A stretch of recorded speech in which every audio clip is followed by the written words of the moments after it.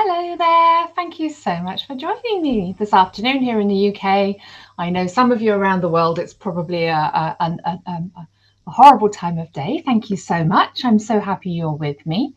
Um, I'm Dr. Claire Walsh. I'm the Director of Education at the Institute of Analytics, and we're here today to talk about portfolios. I have had so many requests for comments on AI in the hiring process from media agencies, television companies, that kind of thing this week. And I think that the sudden interest in AI and recruitment has highlighted some problems, some changes. We haven't got enough changes with how people get jobs. So I'm going to talk you through what are the challenges and where we can help you really take control of your career and really direct where you go in the future so you have more choice. I think is the first thing we want for you. We want you to be able to have options, choices available to you. More success first time. Obviously, we all need to get used to failure, but if we can reduce that, it's going to be a more enjoyable experience and support you with your goals. I think, right. So, challenges in the job search 2025. Oh, I am so sorry. It's got so hard so quickly. It's not just you, I think, is the first thing to say.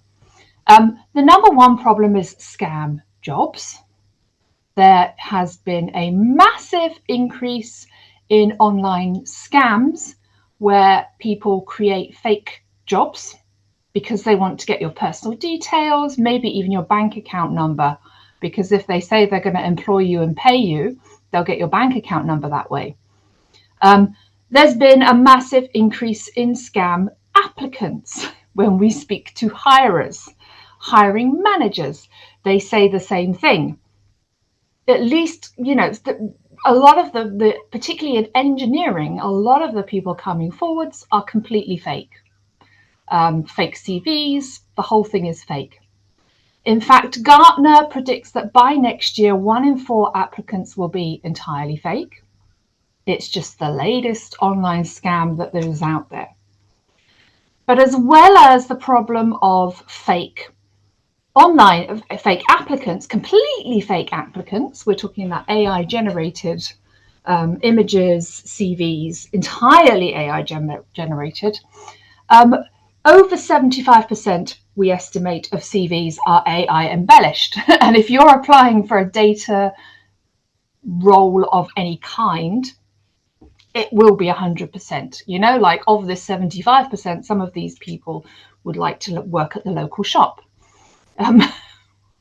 So the numbers are horrible, absolutely horrible. Every employer knows you've run your CV through ChatGPT. And here's the really worrying figure. If hiring managers can spot the signs really quickly, 80% of them say they'll just discard them. So we have to be really careful with our use of ChatGPT on our CVs. I know it helps, but it has to be help, not replace you. And we have a lot of technologies. When I've been asked to comment on AI in the hiring process, there are a lot of technologies today that will spot, we call them embellishments, where you did it, but you make it sound like you were the complete and total hero, that it was more successful than it was. Or perhaps there are some gaps in your CV and you just don't mention them. A lot of CV checkers now can spot that kind of thing. So we have to be really honest in our CVs. And then, of course, there's this one other problem, which is this trend that's going underlying everything, everything at the moment, that took us by surprise. And it's that the skills in demand are not that easy to assess through formal qualifications. I'm not talking about your Python skills or your R skills or your ability to use Excel. I'm talking things like project management, risk assessment, being able to complete tasks on time, communication. These are not easy to actually show, provide a formal qualification and say, look, I've done the job. So these are the challenges. And if it feels hard and horrible at the moment, it is. I'm really, really sorry. It is horrible right now. Here over a year ago, we spoke to lots of our, particularly student members, but all of them in general. We could see a massive change coming with the soft skills were being emphasized just as much, which we already knew. A lot of people felt they didn't really know how to articulate their value in a competitive job market. We know. If you've done a data course, I know, I've been there, I've gone through it. It's very, very challenging. It's so hard. You have to get out of your comfort zone because of the multidisciplinary nature of our subject. Something's been really hard. Lots of people are sending out CVs with no response because every job is getting thousands of AI generated applications. And it may be that your CV doesn't actually reflect your skills and your ability. It's a list of what you did in the past. It's a list of qualifications, but maybe it doesn't actually show these things that you are just amazing. The things that will make your employers love working with you. And they really will. If you can do things like manage a project well, those employers will absolutely adore having you with them. It's such a valuable skill. So then we came on to this idea that, well, if this is where we are, we need to show them. Don't just tell them, don't just list it in a CV. Let's see if we can align. We need trust. We need to build trust. We need to show people that what you can do, not just tell them in a CV. Anybody can tell anything in ChatGPT, but they can't show. And we need to help you to make sure that all of these things that you do never get lost. Here's another chart. We were looking to see, well, what's going on out there. I love this chart. Look, this is how many people, the green is how many workers see the value of basic data skills. The vast majority, and here's the ones who've actually done something about it. Okay, so the good news is you are shining. You are in this little tiny group still. You're still in this minority where you've actually done something, and you're moving forwards. But we have to, we've got lots of things we want for you. We want to get you into a job. We want to get you promoted. We want to make sure that you have all of the things ready to give you the best opportunity you possibly can. The reality is, I don't know how many of you are data scientists or business analysts specifically. I know we have a huge range of students and members from lots of different roles like human resources and all sorts of fields. In 2022, the average time in a data job was 1.7 years, which is kind of horrible. I mean, that's the average. That means lots and lots of people were even less than that. They maybe were in a job for 12 months and then they moved on. And I know that your focus today is, how do I get my job right now? How do I get my first opportunity? It will come. We've got other webinars that will help you with that first application, and we can certainly point you to those recordings of those if you need it. But when we think about your career, it's not just about the first job you go to. It's where will you be in 5 years' time? Where will you be in 10 years' time when you have a family to look after and you're buying a house? Where will you be in 25 years' time when you're thinking about future planning? We can see that for you. we can see the big picture for you. And if you are going to be with an employer for 12 months, your employer is not looking after your career. You're in a job. Jobs come and go. They're not taking care of your career. You need to take care of the career. This chart is one that we pulled together. I mean, I 100% accept that sampling data jobs is very, very challenging. So I can't say if this is a super accurate sample. It certainly was a large sample. I think we had about 10,000. This is just looking at for business analysts. If you only have Excel and you want to work in business analytics, you start off on a low salary, and it doesn't get much better for you. You stay on that low salary. This is the green. If we can move you from having one tool to having multiple tools, the sweet spot is 10 tools. We know this from looking at our most successful analysts who are chief data officers in Microsoft, Amazon. You know, we've got some amazing, extremely successful analysts as members. The sweet spot is a minimum of 10 tools.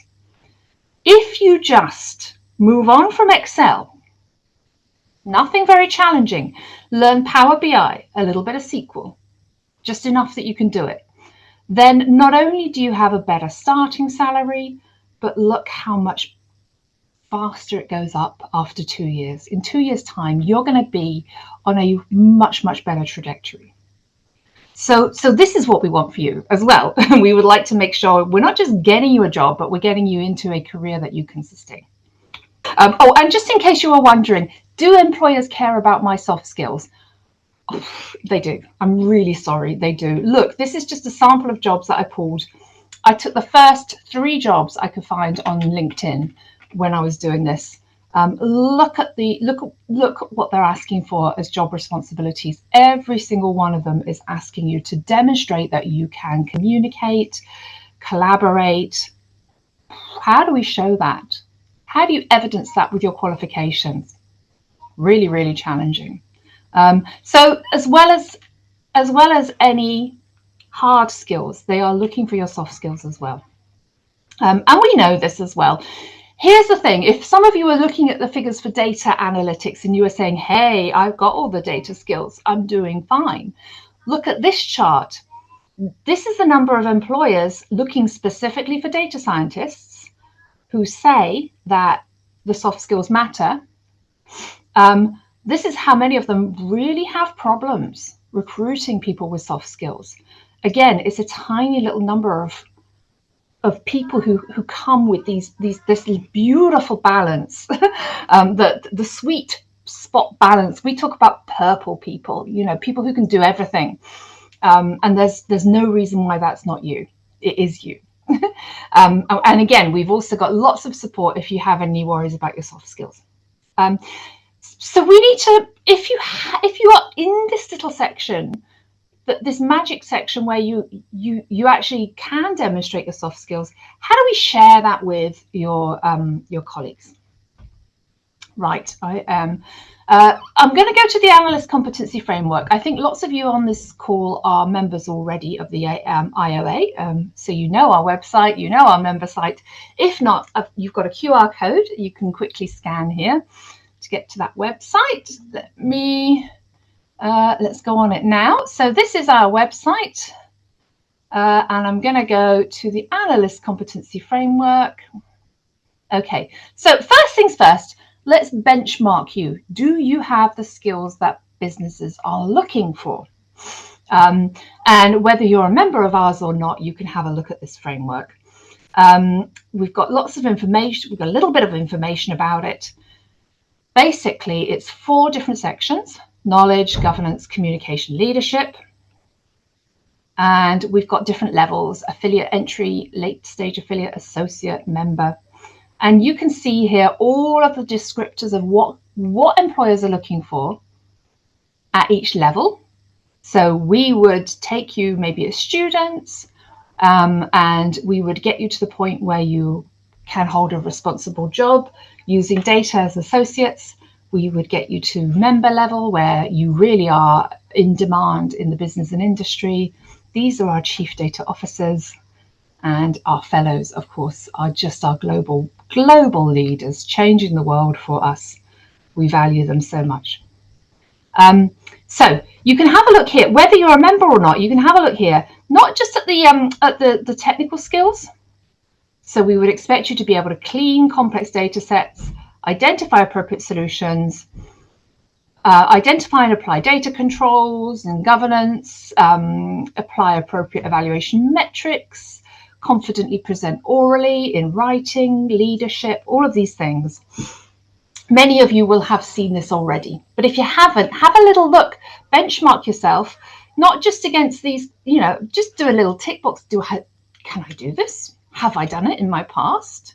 Is there anything in my history that suggests that gives evidence of this? Think very widely. For example, we would like people at later stage affiliates to be able to confidently present orally. And we ran a student sprint at the beginning of this year, and we had some amazing entries and some amazing finalists. If you were shortlisted for that, then absolutely you have evidenced that skill of confidently presenting orally. We loved your work, absolutely loved it. You had a lot of competition. You might have to think more creatively, more widely, but really think, have I ever produced this kind of work?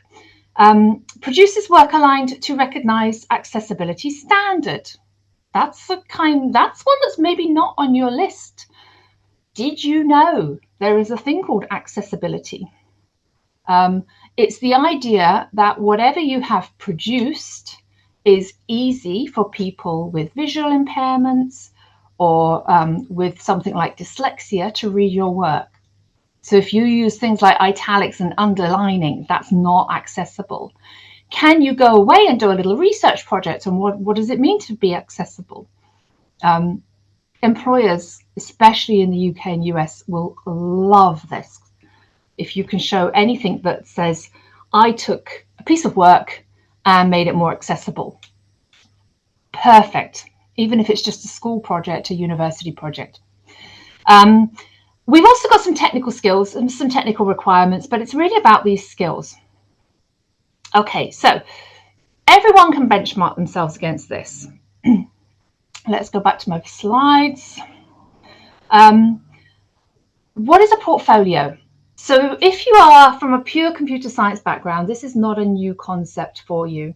Again, because computer science projects are complex and it's easy to say you've done something, it's much more difficult to show the standards that you work to.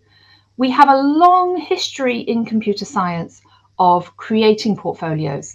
So many of you will have a GitHub portfolio where you may do a project for your university, for your master's, for your dissertation, and you would set yourself a GitHub portfolio and you would share your code, you would share the data, and then if an employer wants to see if you can do a job, they will go to look at your portfolio. And that works perfectly for purely technical skills. Some of you, if you love data cleaning, if you're looking for a job in data engineering, you might want to take some raw data that you have collected, clean it up and share it on Kaggle. That's also a really great place to showcase that you can do the job. It's a type of portfolio. But remember what we said, employers are looking for a range of skills, not just your technical skills, but a range of skills that are available to you. And that's why we created the IOA portfolio, which addresses all of these issues. If you're not a member, you're certainly welcome to explore this. Again, this is our website. Let's go back. So I'm on the learning page of our website, and there's some information here about what the portfolio is and what it does. but let's have a look at it ourselves. Now then, this is a fake person because I don't want to share the personal data of anybody, but this is a professional profile. So this is Emily Johnson. I'm in the member site at this point. I've gone into my dashboard. For those of you who are members with us, I think most of you on this call are members already. So this is ready for you. We've amended it this week. We launched this week and we have changed it. So you can now add some more information about yourself. You can add a like a LinkedIn description of who you are and what you do. And this will give you like a LinkedIn headline. What is it you do? Here you should try and explain any qualifications you have, the role you have, top level summary, and your goals. What's important to you? What matters to you? Emily works in HR. She has 15 years of experience in talent management, and she's spearheading a shift toward data-informed decision within the HR function. One of these brave people moving from a regular role to a more data role, which is really great. Down here we have, so this is in the profile, her professional profile. Down here we have the different areas where she's strong. We haven't got too many. We didn't put too many options here. Emily's good at spreadsheets and forecasting. We've got statistics, cloud computing, computer vision. We might add some more, but those just give you a little top level summary. If we want, we can add the photo, change the photo. I think this is a lovely photo of Emily. We'll leave that there, but we can add the photo there. Okay, so having set this up, now I come to my dashboard. I come to my portfolio, and here it all is. It's set up ready for Emily to go. Now then, there are a couple of things Emily can do here. One, she can go, if you notice, these are the same 4 things that we had for the Analyst Competency Framework. They are the same 4 competencies. They are the same 5 levels that we saw earlier. Let me go back and find that. Okay, so here we go. Same 4 competencies, exactly the same 5 levels. And I think it's important to remember that particularly at the early levels, there's a lot of training. We expect a lot of training.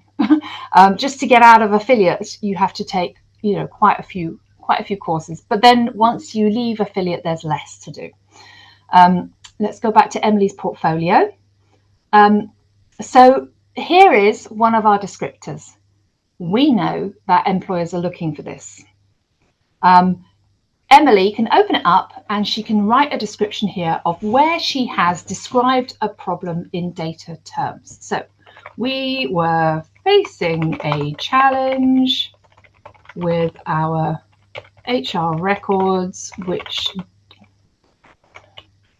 did not align to the IT, to the company database fully. I prepared a report on the... Now then, when we're giving a description of what we've done, the more specific we can be, the better. So I prepared a report on the data set. Data set, does that sound good to you? Does that sound specific? Would you like to know a little bit more? I would, because maybe the data set was 2,000 rows and a baby. Maybe 2,000 row data set is not that much. My 14-year-old goddaughter asked me for some help with her data because she was having problems and it was 2 million rows long. So if a 14-year-old is working on 2 million row data sets, that tells us something about where we should be working. So maybe we say something far more specific on the 500,000 row data set with, again, if it's 2 variables, pretty easy. If it's multiple variables, then it's going to be more challenging. So let's say 30 variables and nested data. Okay, and immediately nested data, ooh, that tells me something about this person. That's the accomplishment. Then Emily's going to add how it aligns to her learning objective. So I researched standard terminology to prepare and here comes the magic word, schema, for this data set, which was eventually used to reconcile the two documents. Okay, now then, everything about this is beautiful. You've got the detail, you've got the size, you've got the level of challenge, nested data. Oh, God. She's understood the rules. We don't make up terms for our data set. We don't get creative. We use existing terminology. We use standard terminology. She's created a schema. Now then, I'm hoping all of you know what a schema is. But if you don't, a schema is a set of rules for using a data set. What do we call things? What can we write there? How do we handle missing data? Do we allow missing data? You know, how many decimal points do we allow? Really, really specific rules about a data set. The thing about a schema is when it's done well, suddenly you have a data set that's under control. It's not the Wild West. It's not people creating everything. So Emily has described her learning objective. She's described how she achieved it. She can, at this point, upload a piece of information. You've got my photo here. Sorry, I was doing something earlier. Now then, this could be anything. In this case, it's going to be something like a testimonial, a letter from her manager to say, yes, I saw this and this was her contribution. For some of you, it will be a certificate. It will be your winning certificate from the student sprint. It will be a certificate from a lesson that you have completed in our learning management system. You might here share a link to your GitHub profile. That's also a good option. But this is one place where you are collating all of the evidence that you have of what you've achieved. And how this differs from GitHub is that, look, we've got the communication skills in there. We've got the leadership skills. We've got the governance. And of course, we've got the technology because that's what we get paid for. We get paid for this. We get promoted because of all of this. And we actually get the job in the first place because of all of this. She's created it. Very nice. There are a couple of things she can do with this profile. Now, the first thing is she can use it to plan. She might say, you know what? I have a lot of skills, but I don't have this one. I have everything at level 1, but I'm missing this particular skill. And she can go away and get together a plan to be able to learn that skill, demonstrate it, achieve it. Planning is a really great purpose of this.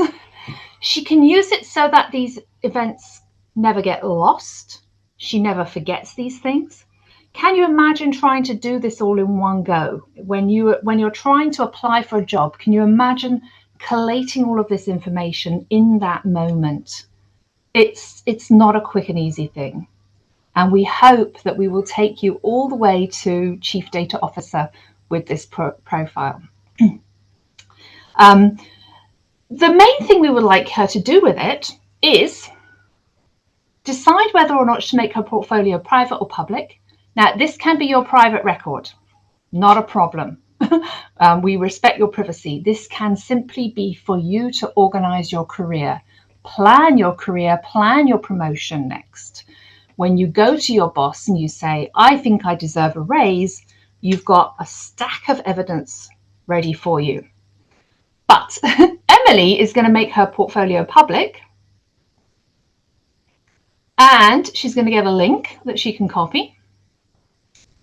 And now this is a public page where she can send any future employer to come and have a look, and they can check what she said. They can see what information she shared. They won't be able to see. They'll just be able to see the statement that I've written. They won't get their hands on your certificates. They'll be able to see that the certificate is there, but they won't be able to, download it, scam it, cheat it, etc.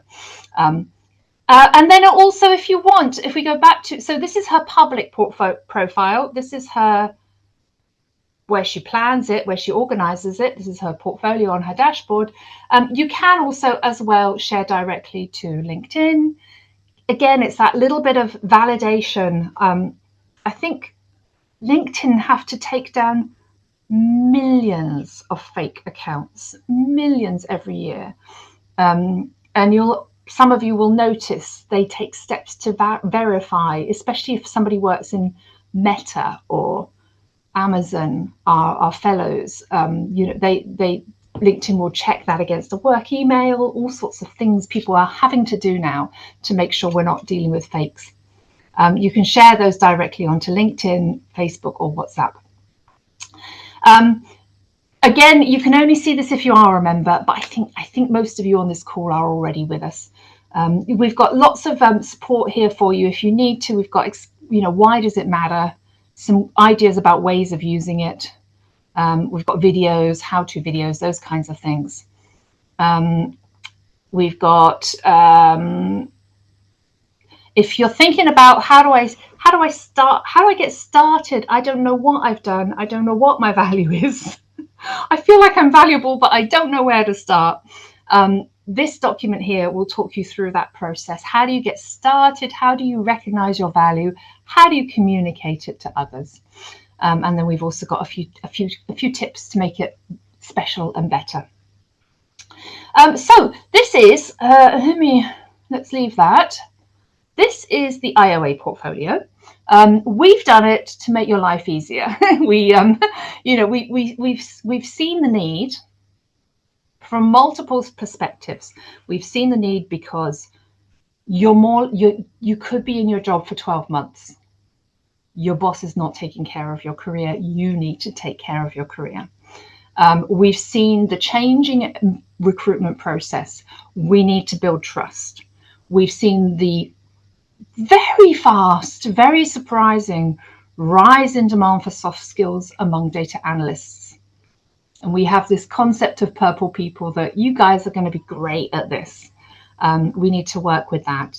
And just, it'll never get lost. The time you spend training, improving, getting better, you'll never forget about it. It's all there, and it will go with you through your career. There we go. If you are new to the Institute of Analytics, please do go to our website. You have my email from when you signed up for this. If you have any questions, reach out to me. I will absolutely get back to you personally, with a big apology that for some reason we haven't got the Q&A working. Thank you so much for joining. This is one of many of a large series that we do with career support. We've got lots of recordings to help you. We know how stressful it is, especially getting that first job, but we can give you lots of tips and tricks to get you ahead of all of the others who are not with us. Thank you so much. Have a wonderful evening wherever you all are around the world. We have a lovely international audience for these things. And I hope to see you again. I think we have, remember I said schemas, I mentioned schemas. We actually have a webinar coming up at the end of the month on schema design, where I'll be talking you through snowflakes and galaxies and the options for schema design. You'll be the most popular person on the team if you get really good at schema design. So do come and join me for that one as well. Thank you so much. Have a lovely evening, and we will see you soon.